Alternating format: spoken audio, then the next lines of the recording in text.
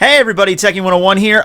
So I was at an anime convention earlier today, got some pretty cool stuff, got some prints. I love buying prints when I go to anime conventions. I could just probably load up on nothing but that, because it's always cool to amass some more artwork. One of which was this awesome, like, abstract Bleach art by the lovely Arielle Sekula, whose DeviantArt is below if you want to check out more of her stuff. But the thing that really drove my eye to this particular piece of art when I was, like, looking at it, they had, like, it on display on the table. I was walking by and I noticed this abstract of Byakuya here, you know, with the silhouette and the cherry blossoms, and that's really what drove my eye to it. And so I bought it. It was pretty awesome. And then I'm driving back and I'm thinking, did I ever do a fucking Byakuya video? And I'm like, he's such a cool character. He's really interesting. I could talk about Byakuya for 20 minutes. Like, did I ever do a fucking video about that guy? And I'm like, he's one of the main cast. You know, I made a video about, like, Renji and Rukia and all these different Bankais and shit, and I never made a video about Byakuya. That seems criminal, man. The only time I did is when I made the Bleach Miss. I made, like, a short video for Byakuya for the 6th day of Bleach Miss, but that was it. I'm like, he deserves more. So, in this video, we're gonna go through the journey of Byakuya Kuchiki. We're gonna go through every major event he was in the story, what his character is, and what he represents in the Bleach story, and his relationships that his relationships that improve throughout the story. Not just with Rukia, his sister, but also with Ichigo and how that all goes about. He's a very interesting character. Right, so let's talk about the first time we meet Byakuya in the Bleach story. So he shows up at the end of the first arc, of the Substitute arc. He and his lieutenant Renji are sent to the world of the living to try to bring back Rukia Kuchiki. You know, Rukia got sent there to just exterminate hollows, and she's been gone for a while, and then they found out that, she gave her powers to a human, which is a big no-no. So both her brother Byakuya and Renji Abarai, captain and vice captain respectively of Squad 6, are sent to bring her back. What Byakuya represents early on in the story like this is an element of storytelling that is used quite a bit in shonen manga. This is used a lot, and that is an introduction of a character rather early on in the story that just dwarves the main cast in terms of power.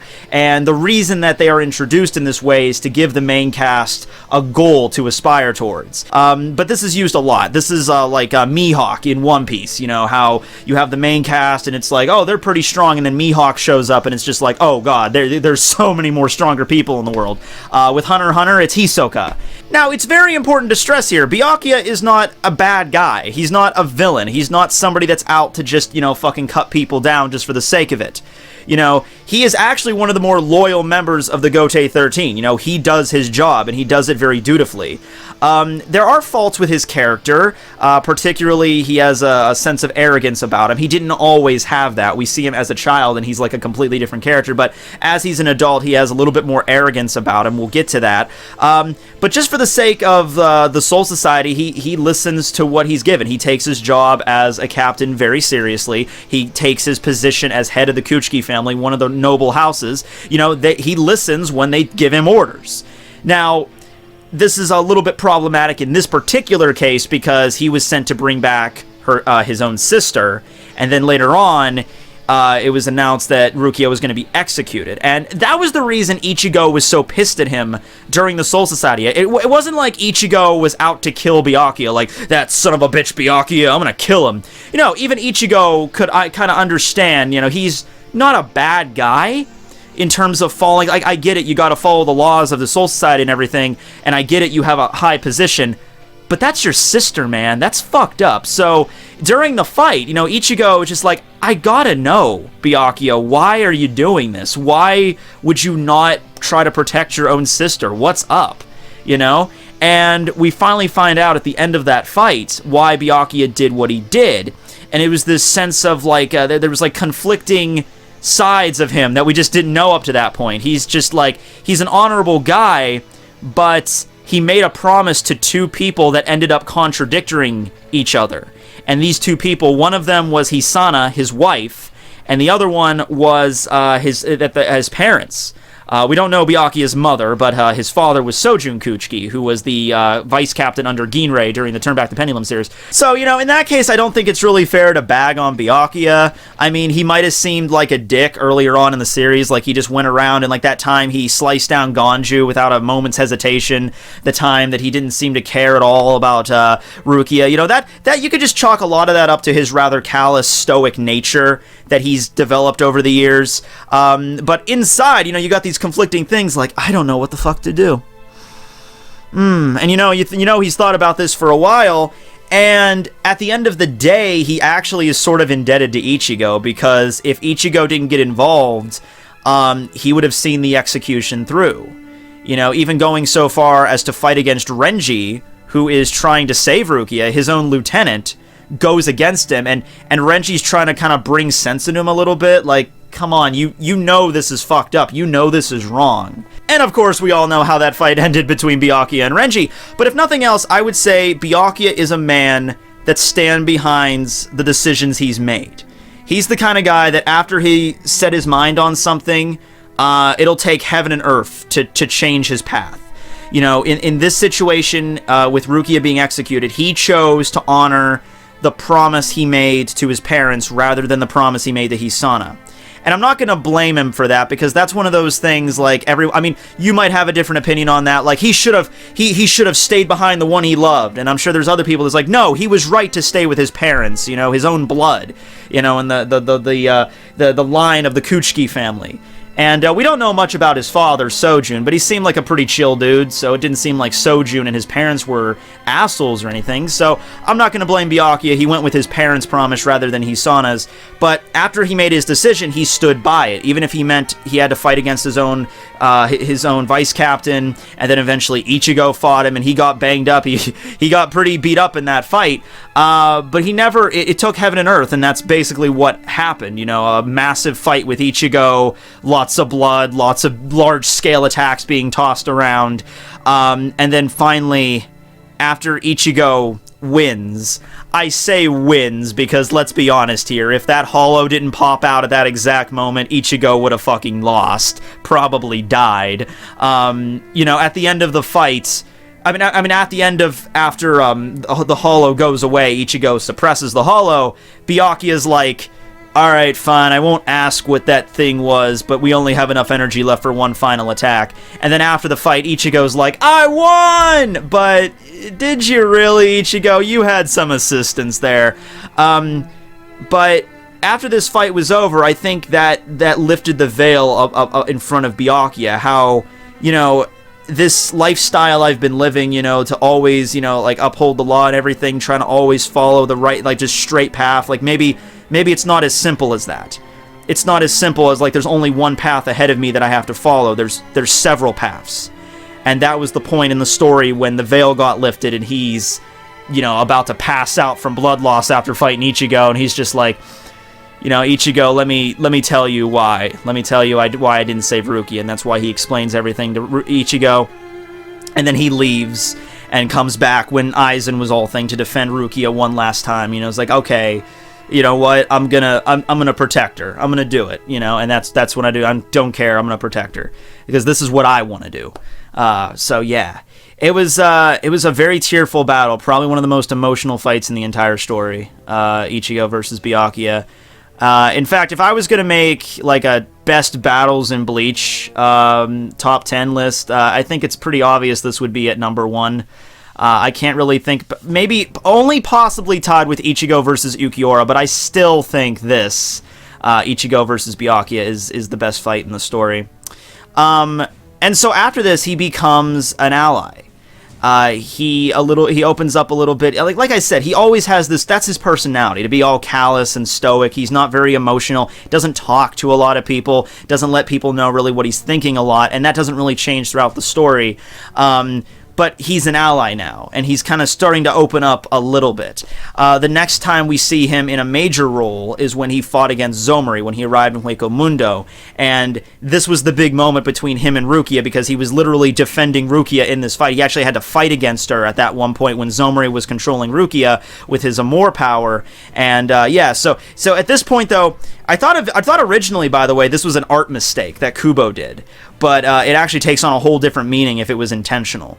So there was that moment there when Zomari is going on and on about, why are Shinigami attacking us? Why are you fighting me right now, Byakuya Kuchiki? Is it because we're hollows? Is it because we eat humans? Yes, we eat humans, but why did Shinigami, protect the humans? Who gave you the right? Basically, Zomari is questioning, why are we enemies? Why are you even trying to kill me? What did I ever do to you?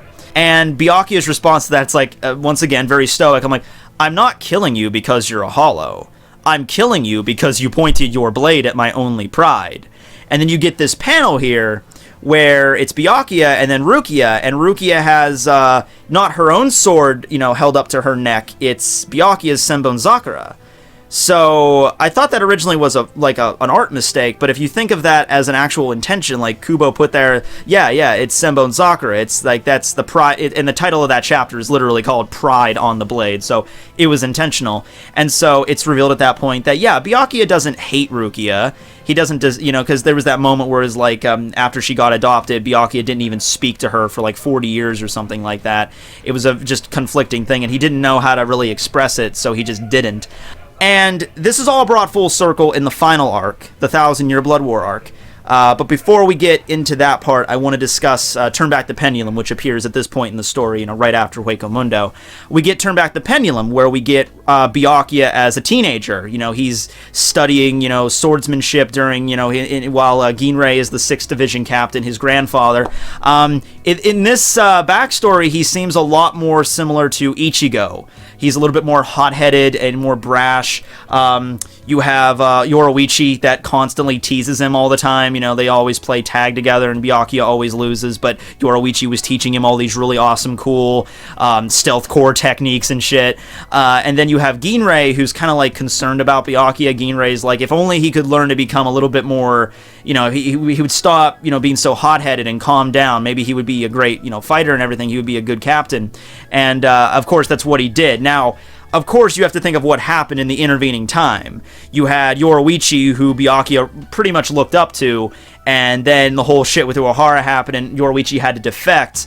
And, Byakuya probably didn't take it as hard as, like, Soifone did, but Byakuya, looked at it like she's a traitor.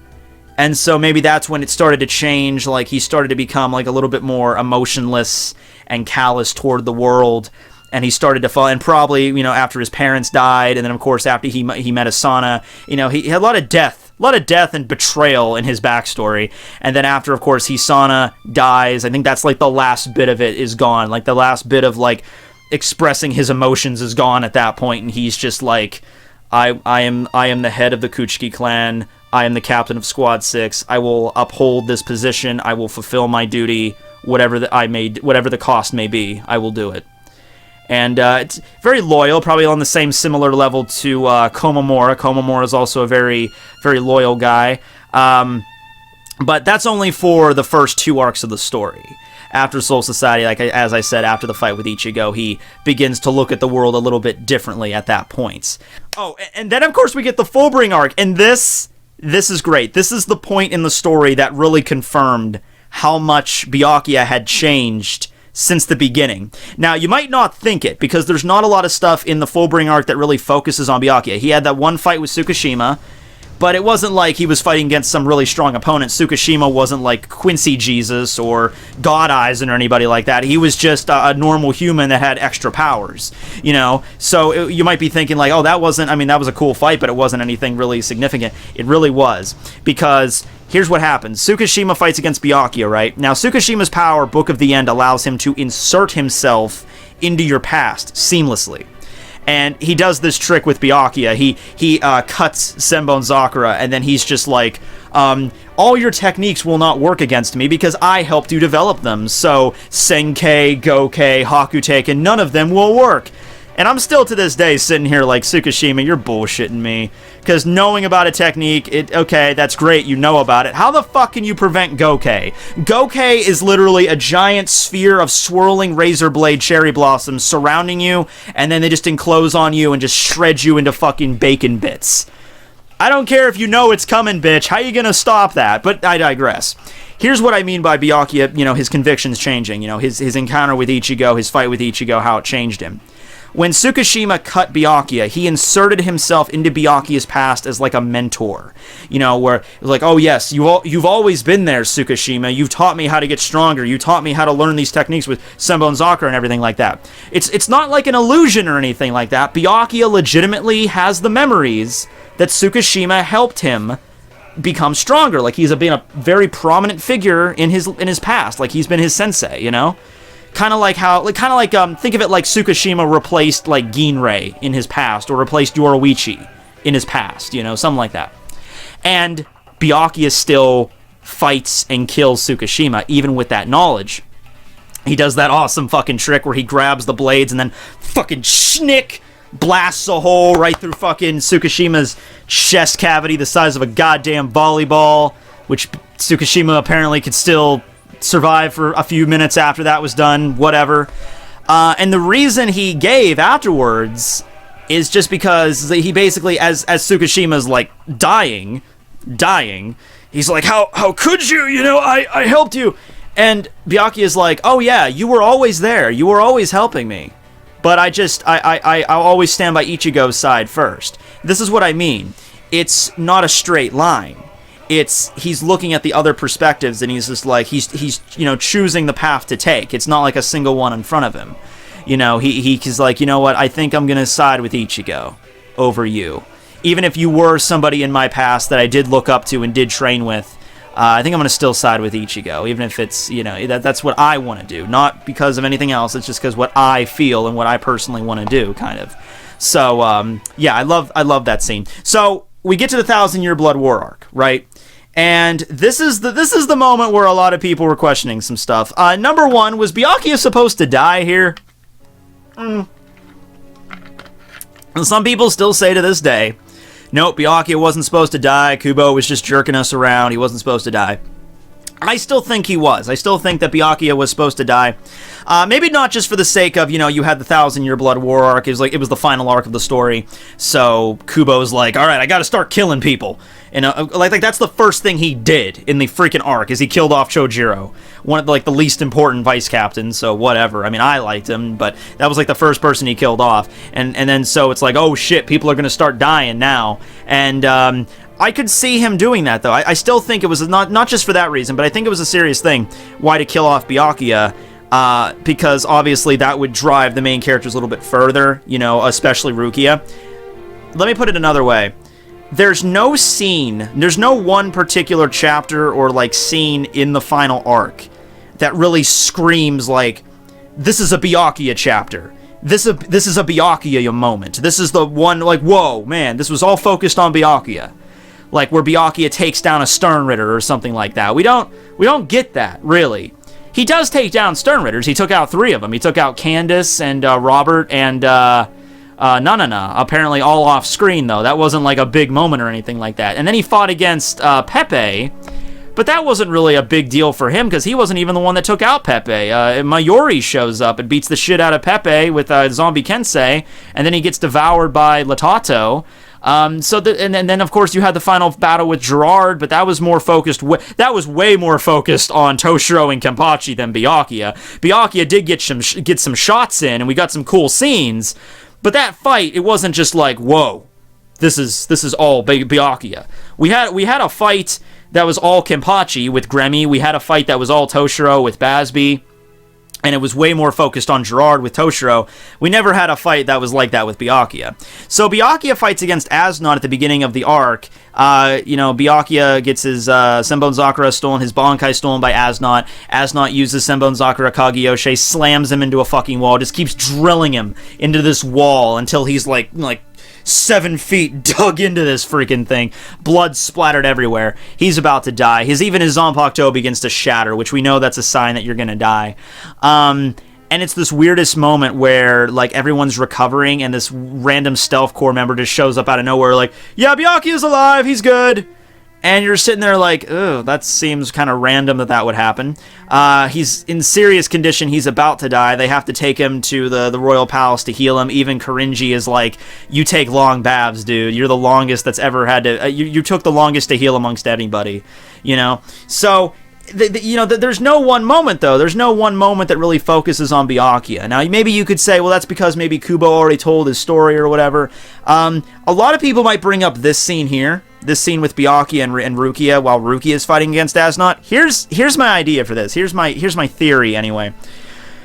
I like to think that Byakuya was still supposed to die, and in this battle with Rukia and Asnot, Byakuya was supposed to show up as like an image in Rukia's mind, like a spirit in her mind, and gives her the motivation to go forward.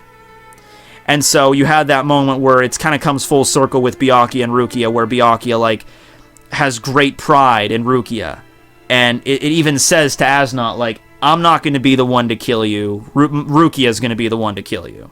Rukia is going to be the one to take you on, because she has the power. She can do this. I believe in her.